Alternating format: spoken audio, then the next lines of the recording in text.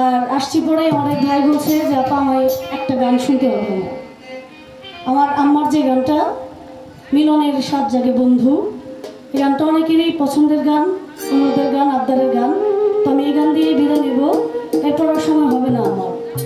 আসছি, ভালো লাগলো, আপনারা সবাই দোয়া করবেন। আর আমার সাবের পাকের ভক্ত যারা আছেন, আমার বাজানের ভক্ত অর্থাৎ আমার তরিকার ভাই বোন যারা আছেন,